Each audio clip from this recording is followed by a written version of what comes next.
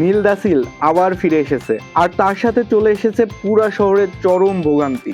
আপনি যদি নীলকে না চিনে থাকেন তাহলে আমি বলে দেই, সে তাসমানিয়ার একটি বিশাল বড় এলিফ্যান্ট সিল, যে প্রতি বছর এখানে ফিরে আসে। কারণ হয়তো নীল মনে করে মানুষের তৈরি এই শহরটা তার আরাম করার জায়গা।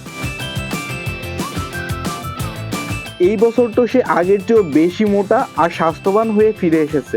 এর আগে সে এতটাই হট্টগোল বাঁধিয়েছিল যে বন্যপ্রাণী কর্মকর্তারা তাকে ধরে 100 কিলোমিটার দূরে রেখে আসতে বাধ্য হয়েছিল। কিন্তু নীলের তাতে কিছুই আসে যায় না, কারণ প্রতি বছরই সে ঠিকই ফিরে আসে। বিশেষজ্ঞদের মতে নীল পুরাপুরি একটি প্রাপ্তবয়স্ক সিল, যে মানুষের সাথে সময় কাটাতে এবং তাদের আশেপাশে থাকতে পছন্দ করে। আর সেই কারণে সে পুরা শহরের রাস্তায় রাস্তায় ঘুরে বেড়ায়, লোকজনের পিছু পিছু চলতে শুরু করে, বিভিন্ন সম্পত্তির ক্ষতি করে এবং তার সামনে যা আসে তা উল্টে ফেলে দেয়। অনেক সময় তো সে লোকজনকে তাদের গাড়ি নিয়ে বাড়িতে পর্যন্ত ঢুকতে দেয় না।